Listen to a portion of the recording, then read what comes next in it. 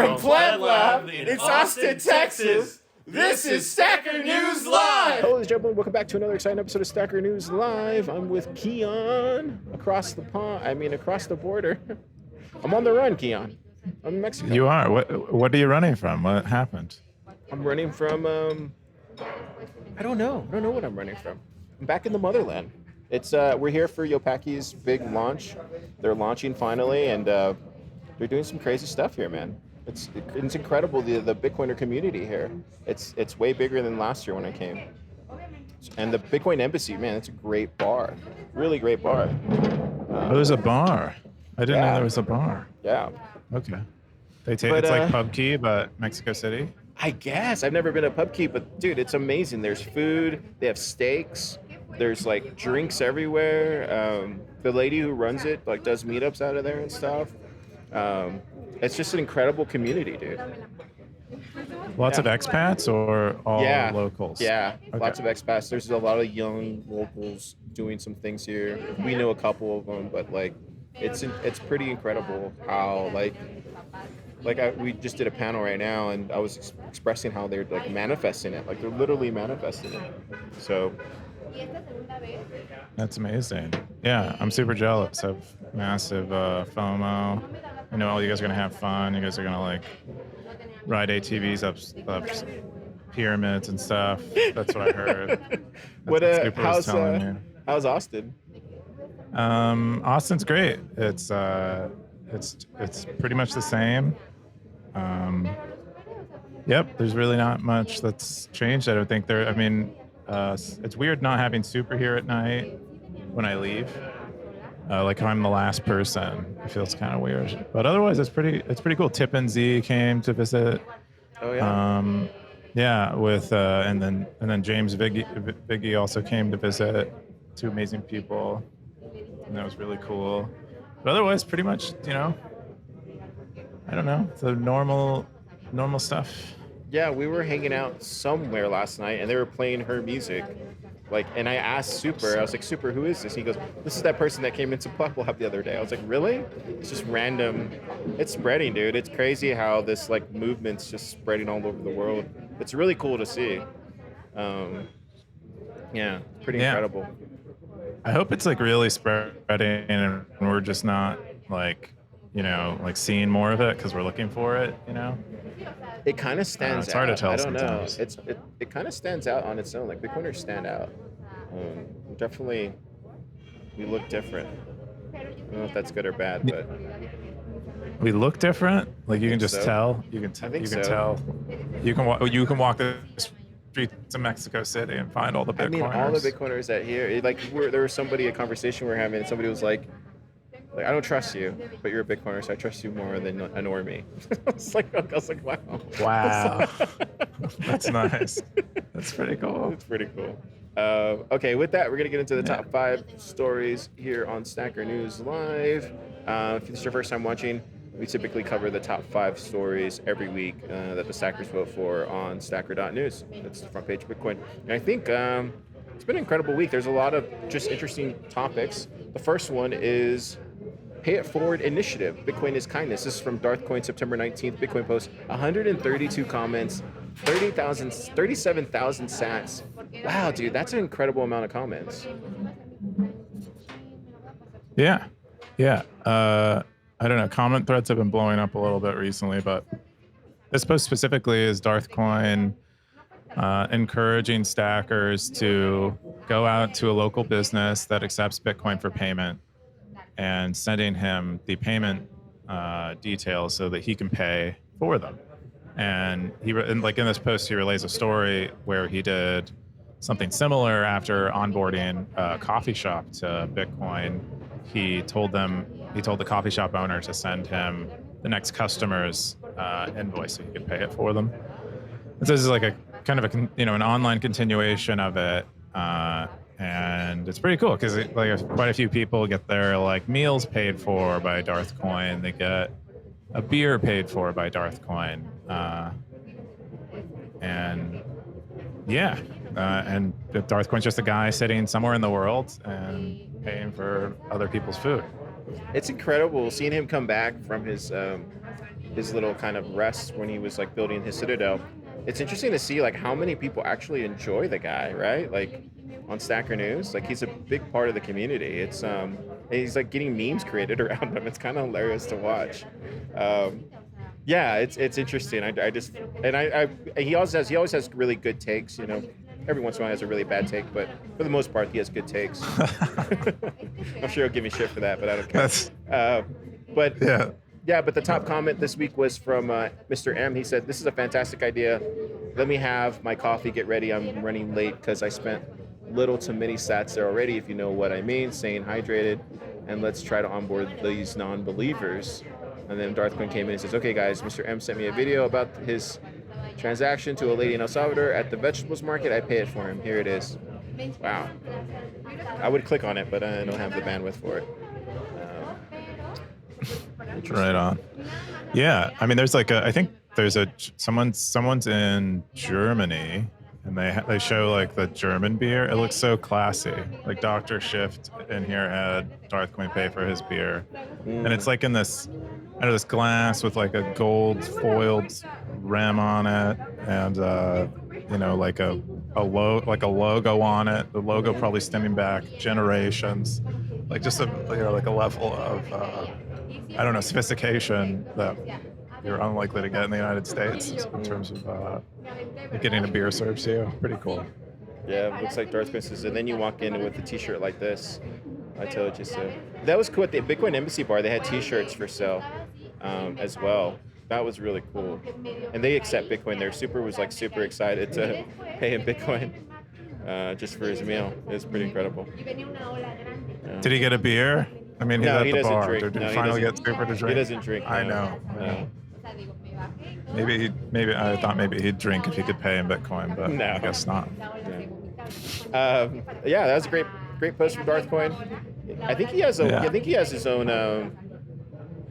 blog, if I remember. I think it's darthcoin.substack, right? Yeah, darthcoincitadel.substack.com. Check it out. There's more there. Yeah, that's one of. I think he has his other Substack, which is dedicated more to like how-to guides, but that one is his Citadel one, which is I think he's going to be releasing a lot more content on. Cool. Awesome. The next top story is my difficult transition to the Bitcoin standard. Almost. This is from Monotone. 25 comments, 19,000 sats. This is a Bitcoin September 21st post. What happened here? Yeah, this is a really like I don't know, like an emotional story, moving story. But apparently they said they were living in the country that started the war in Ukraine. So, I mean, depending on your political leanings, you might say that's the United States or Russia or NATO. But I believe the implication is that it's this stacker Monotone was living in Russia, and they had their bank account restricted, and they couldn't withdraw their cash, and they lost connection to Visa and MasterCard as part of like sanctions against Russia. So they like suffered as a result of actions by their own government, and apparently they ended up moving abroad and taking this as like a lesson to not trust banks, and are now living abroad without banks entirely, depending only on cash and Bitcoin. But pretty awesome. They were able to leave and figure out something that worked for them. That said, they also lost their job. Yeah, in the process of this, which makes sense if you're like in a country that's at war. I don't imagine the job market is great, especially when there are all these sanctions, and credit is probably drying up. So really cool to hear. He got out, and I think it's a nice warning. The next story will also have a similar. It's happening. This is from FM. He had the top comment. He said, "In which NATO country did you live then?" And then Siggy jumped in and said, "From the first sentence, I assume he was U.S. citizen." Monotone came in. The OP said, "I am a citizen of the Russian Federation, but I don't think it matters." Wow. Pretty crazy, man. I think 2023 is just like turning into a really difficult year for a lot of people. it's interesting being here in Mexico City. You don't see any homeless people, like, at all. Just you typically just see everybody working, like, trying to find their own way to sell, whether it's candies or like they're all just working. I don't see any like panhandlers or any people sleeping on the streets or anything. It's really interesting. I don't know why that is, but I'd imagine. Do you think that has to? Yeah, go ahead. Go ahead. No, I was gonna say I was gonna ask why you thought that would be that. Yeah, that contrast. I think maybe it has to do with the less friction it is for somebody just to, start their own business or start their own thing. Here in Mexico, I would imagine, maybe it's a little bit more lenient for somebody to go off and like make tacos on the side of the street and just get it done. I don't know. And there's people that live relatively well from just talking to people that doesn't require a lot of money. So I think people are just more modest in their terms of like consumption and what they what they like. We were talking about it last night, and maybe it is a consumption problem to a certain extent in America. So I don't know. It's interesting. I don't know. I would guess it's actually like a lower standard of living. Like the cost of living in Mexico is quite smaller. Oh, super. No, this is on your face. No, it's the man himself. Francisco Yopeki. Hey, I know. Hang on. So, hey, You can hear Keyan? yeah, I can hear Keyan. Okay. Keyan, can you hear me? Testing. what's up? How's Hey. it going? It's Yeah, going. I'm having massive FOMO. It's not the same. I see. Hey, yeah. Go ahead. We try There's to a little warn you. delay. We try to warn you. Right now, Super Testnet is giving a presentation in Spanish. Wow. As of right now, as we speak. 5 herramientas de privacidad. 5 privacy tools. Yeah. Yeah, the room went crazy when he started speaking Spanish. So. That's so cool. Oh man, I wish I would have saw it. It's cool. It's cool. Oh, I can imagine. So jealous. Keyan, you're aware of what you did happened warn last me. night. The Banco de Mexico. Yeah. Yeah, that was awesome. Yeah. Something we didn't talk about is that it wasn't a coincidence that we did this on the 21st. Did you notice that? I didn't notice that. Yeah, it was all intentional. My wife was actually just saying, she's like, oh, it's the 21st. Oh, look at that. It's everything is planned. Yeah, so we did it on the 21st on purpose. Little details, man. Yeah, little hidden, subliminal thing going on. That's cool. Very cool. I'm so jealous. What are you looking forward to happening this? I mean, you're 2 days. This is your second day in. What do you What are you looking forward to? That's left, or what was some of your favorite stuff that's happened? Oh man, that's a great question because I think the energy from everyone that attended and that is still being a part of it, just coming up to us and saying thank you so much for organizing this. We needed this. The projector thing last night, I think, has been thought of before, and the fact that we pulled it off, it's ballsy. I don't know if you heard from Car. The cops did show up at the end. No way. Yeah, they did. Wow. We I didn't hear managed that. to just leave. But primarily the awareness of what we're trying to build here in Yopaki, in Mexico, and of course Mexicans living in the U.S. It's it really we're building with purpose. It's one of our biggest life goals and dreams. So it's a hard road ahead. But I think that after this event and seeing the turnout, the energy from people, and the panel that Car and other builders participated, people were fired up. Like they're feeling the hope of it's okay if we start small. And one of the things I addressed today was what originally started as a block party, just a couple of plebs hanging out and maybe have a few chats, turned into a mini conference of some sort, and now we're getting retweets by a bunch of media companies and getting some cool momentum. So yeah, we're excited. That's why I said it's a broad answer, but thanks, Keyan. Yeah, no, it looks amazing. I'm so jealous of all the fun you guys are having, and it looks like a packed house. Like I imagine you guys are having to send people away. So it's amazing. You know, something that happened that was really cool for I guess the people that showed up late. They just came because they got FOMO and showed up at the door and said, "Hey, can we pay with Sats?"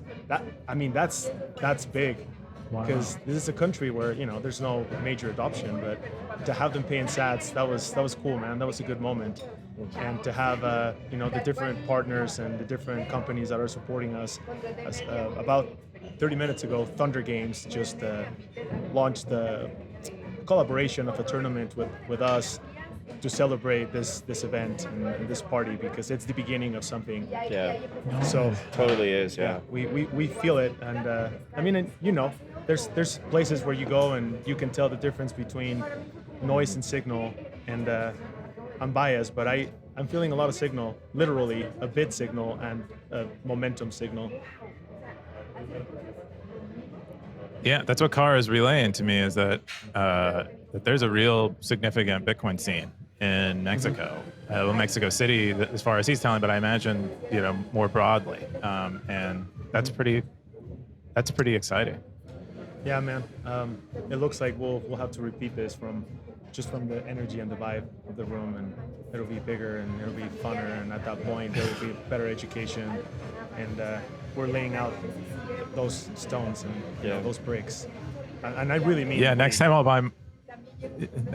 buy my ticket early, and I won't procrastinate forever, and I will.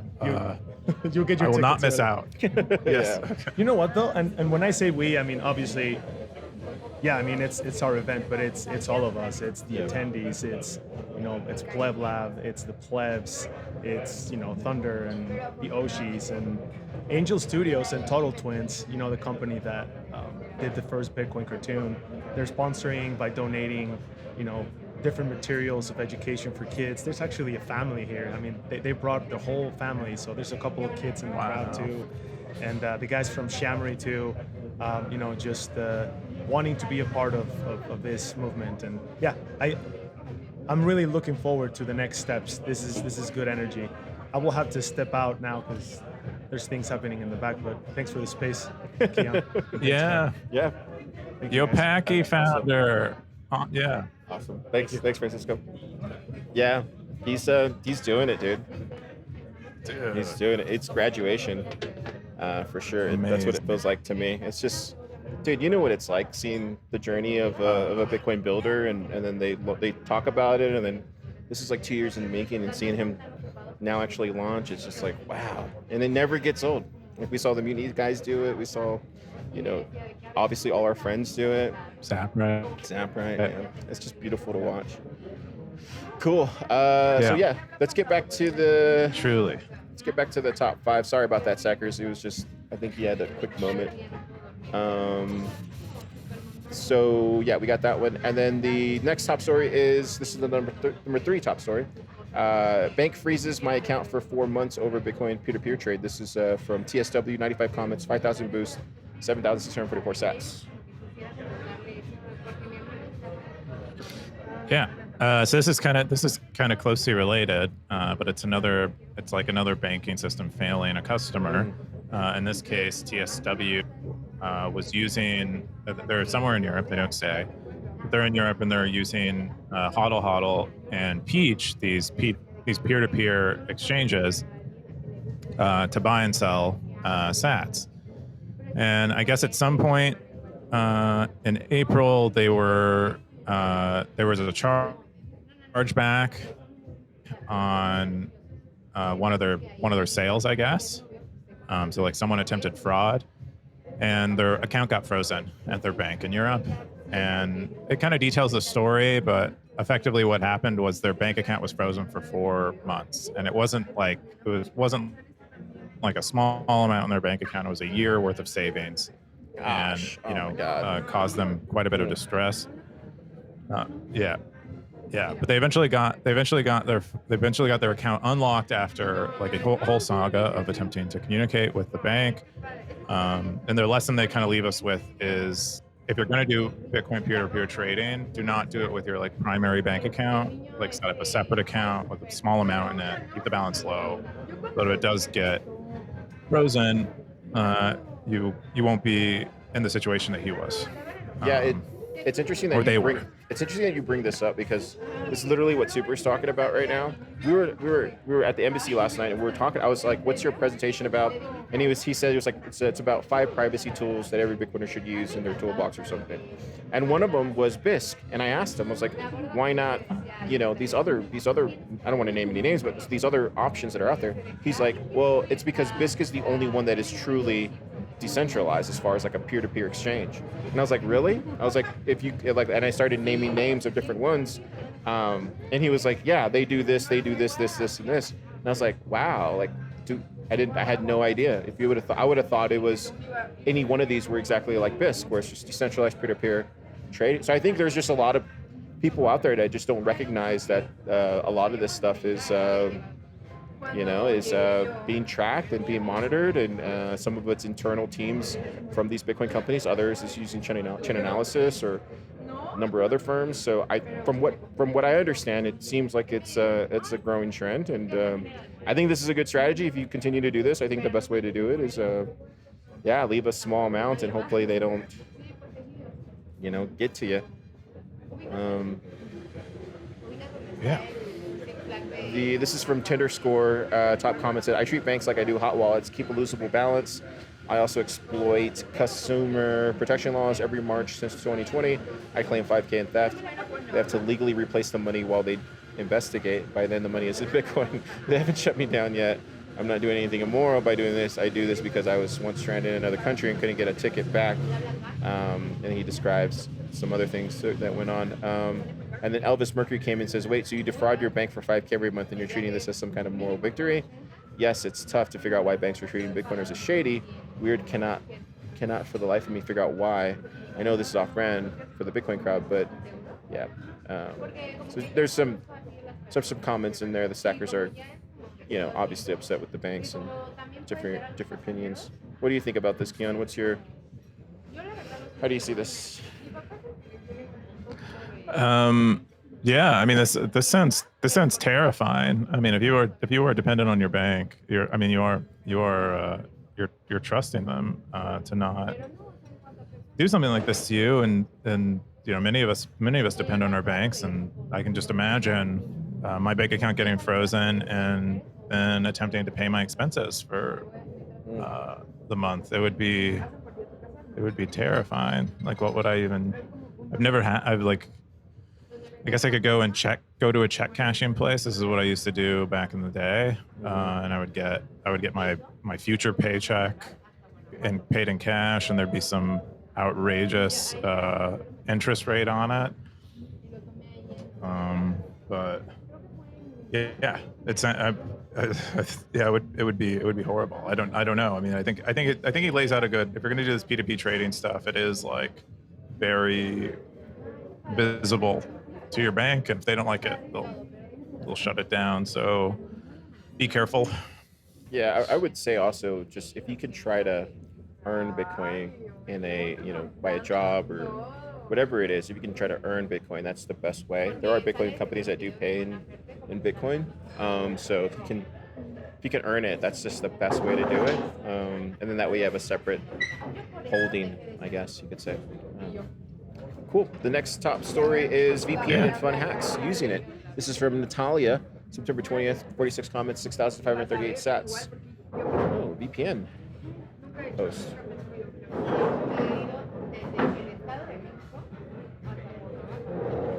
What is this, Keyan? This is really cool post because it kind of gets into, well, what's interesting is VPNs, and what's kind of interesting is she didn't start using VPNs as a privacy tool. She started using them, it seems like, as like a savings tool and as a tool to get access to services she was maybe banned from, which arguably is like kind of a privacy use case. But still, she wasn't trying to hide her internet activity outside of that.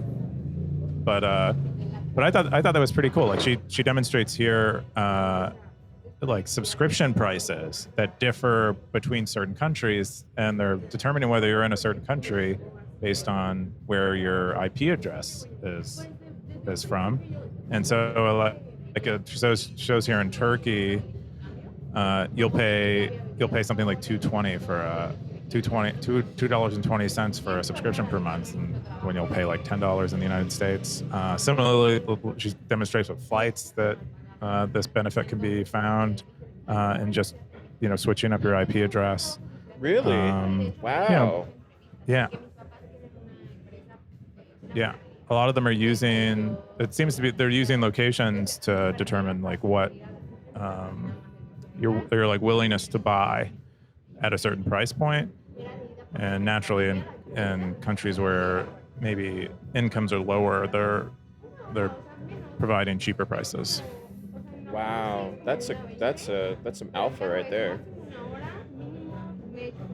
Yeah, and then she hints at a future post where she'll get into more of the privacy side, which she has more recently gained an interest in. But pretty cool. It's pretty cool seeing multiple sides to the VPN story. She suggests she's using Molvad now, which does accept Bitcoin. Nice. The top comment was from her. She said, "I must be crazy to share this on a site full of dev and hardcore techies. Feel free to point out if there's any mistakes, whether there's some missing." And then Kepler came in and goes, "No, you did great. Devs tend to lack beginner's mindset. They forget what it's like to be a new technology. We need more people explaining things like this." Cool. Yeah, dude. I think for me, I know all too well about VPNs just from IT career. I would say, at least for me, how I use VPNs is just having your own internal network at home, utilizing like a pfSense, or and then just leveraging like OpenVPN, and then being able to VPN back into your home network. I think is always a safe, most appropriate thing to do. If you're trying to do something outside of scope of that, I would say, I don't know. There's a million different options out there, but it sounds like she has a really good option for sure. So. Yeah, cool. Are you doing things at your home with your home? Are you running servers and stuff at your home? Not since I started PlebLab, but before, yeah, absolutely. I would have all that kind of stuff. I just don't have the time to set all that stuff up right now. But I have some. I keep telling Topher I want to set up our own VPN inside of PlebLab, just because I have some pfSenses just sitting there. Just need to, just set it up. But it would be nice to have. What's a pfSense? pfSense is a type of firewall. So it allows you to do IPsec tunnels. It allows you to do like load balancing.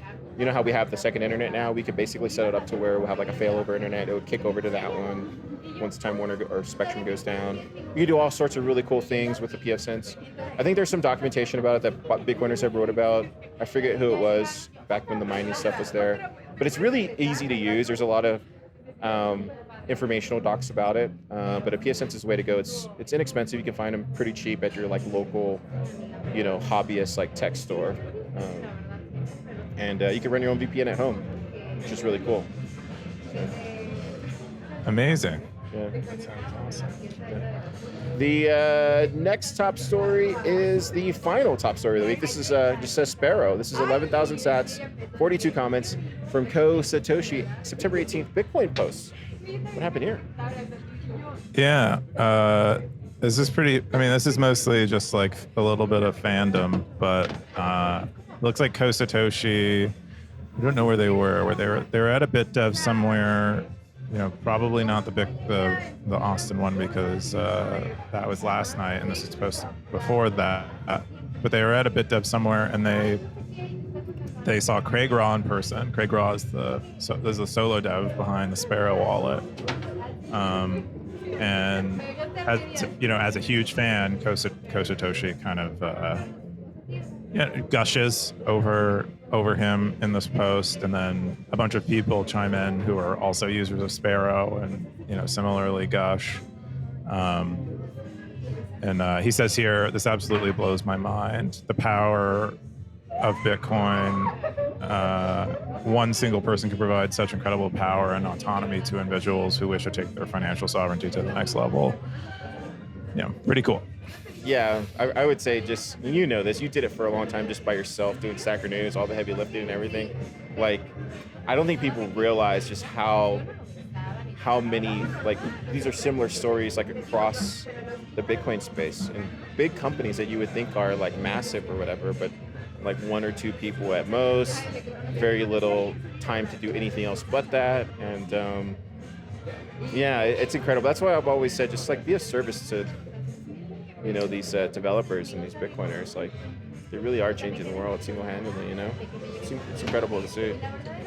Yeah, I mean, I think it's a common I think a lot of people have a weird misconception about businesses in general. But if like a business is in a competitive market, the business's job is to try to make people's lives better. And so like they're all fighting to be better at making people's lives better in most cases, if it's in a competitive market. So I don't know, like, and so it's kind of cool, it's amazing, and I think, you know, clearly Sparrow has, from a single person, has provided a bunch of value to all these people, and it's great.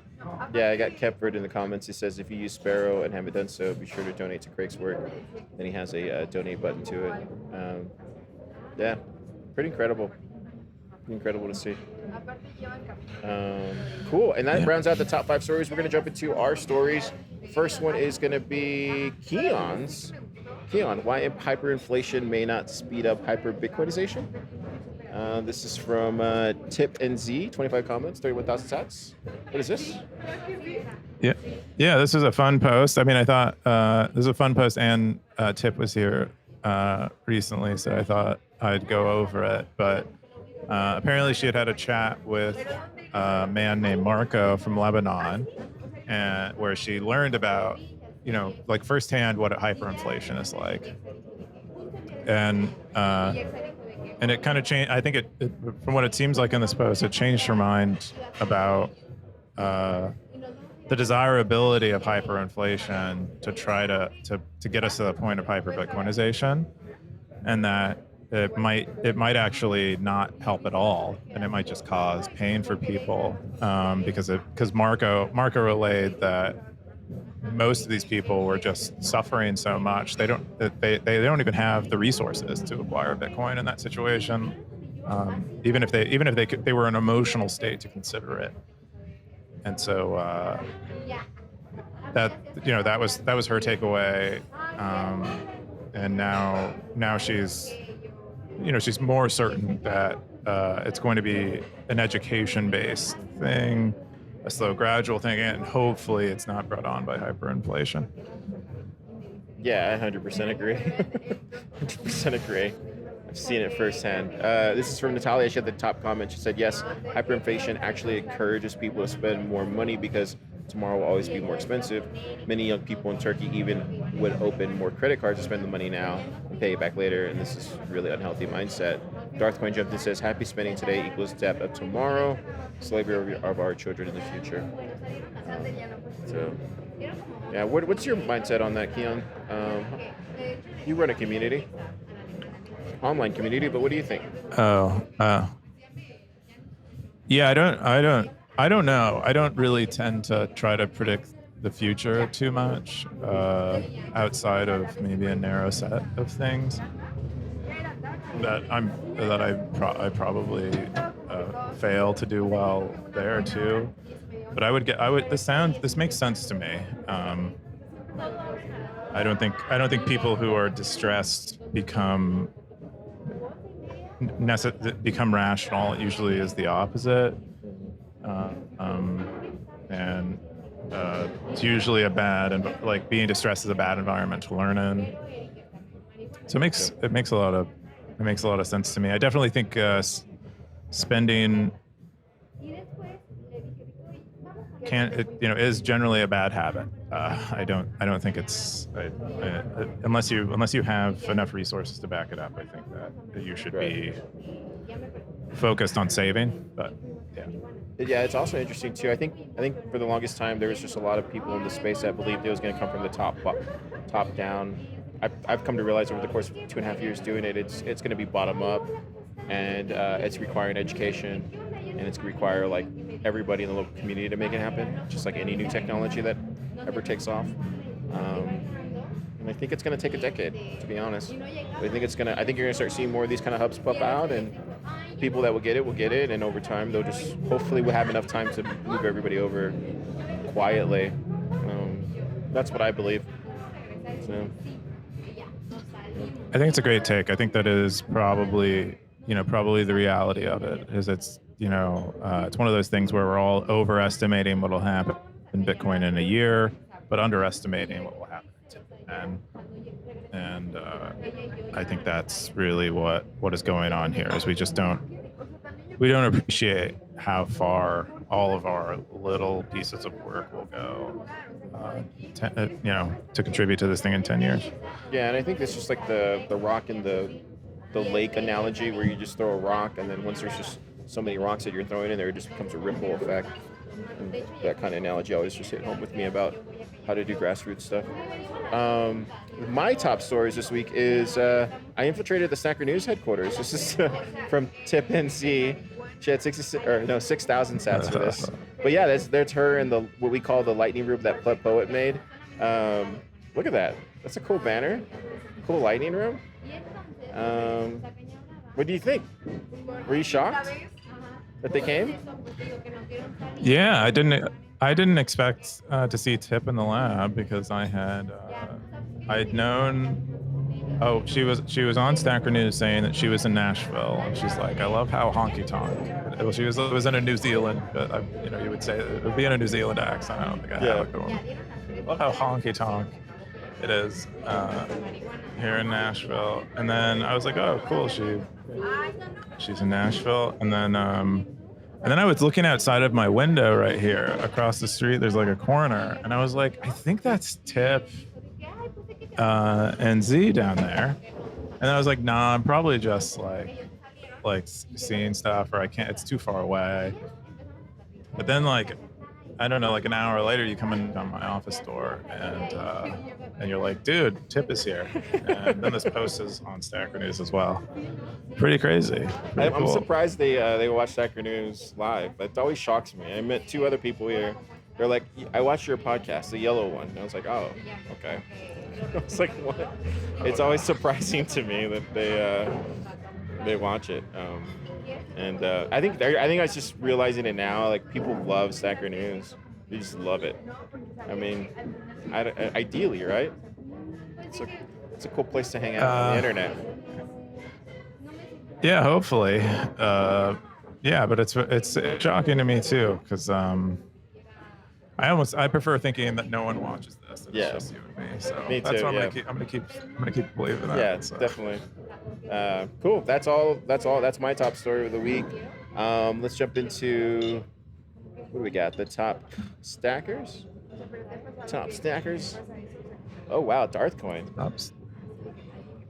Then we got Siggy, Bird Eye. What did he do? Siggy? I don't know. Let's see. What did he do? Okay, cool.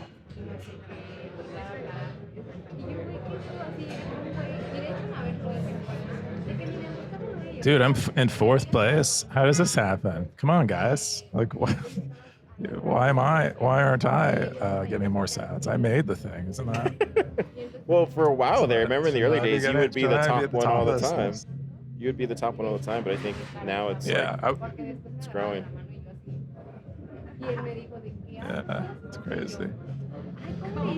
Cool. Let's jump into your favorite segment, the cowboy segment. I'm growing. The cowboy hat is growing on me now. I'm not gonna lie. It's growing on me. I will say that. You're not. It's not supposed to grow, but that's cool. That you're finally coming around to it. Are you in this list even though? I don't see you on here. I do have a cowboy hat right now. Let's see, 2 days in a row. See, there you go. Can't maintain the hat. It's tough. All right. It's not that bad. I mean, Tip declared like a couple when she was in Nashville. She's like, I'm gonna keep my cowboy hat. She's had it for 12 days. She's already in the top 21, dude. You can do it. I'll try. Yeah, but all these... Look at Carmen, man. Yeah, people are doing it, man. It's cool. I love coming to Stacker News and going to the Stacker Salon every day. It's like one of the first places I look now. Before it used to be like Twitter, and then Nostr. Now it's just like Stacker Saloon. I think that's such a great name, man. Such a great name for it. If you don't know what it is, Stackers, it's Cool. it's right here.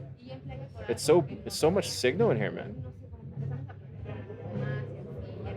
And it's cool to see what the community is doing cool. day to day. Yeah. You know?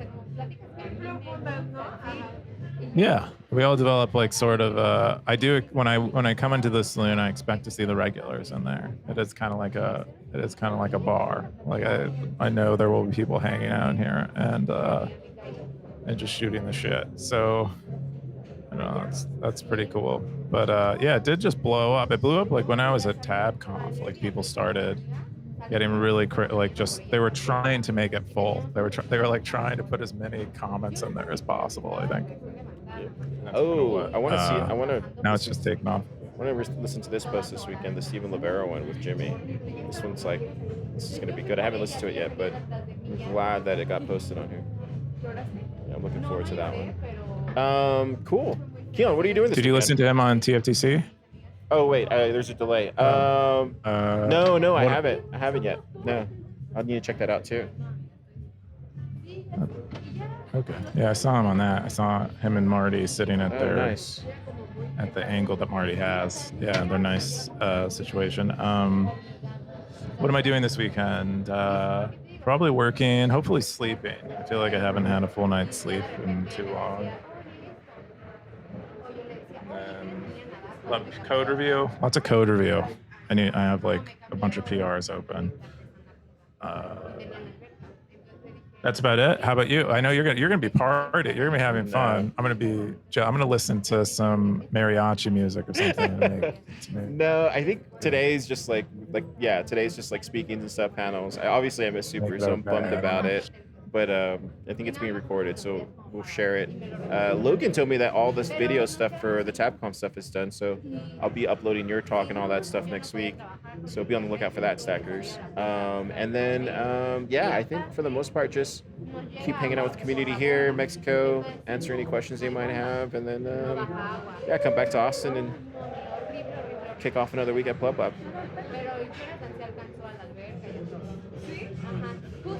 Oh yeah, looking forward to hearing about it.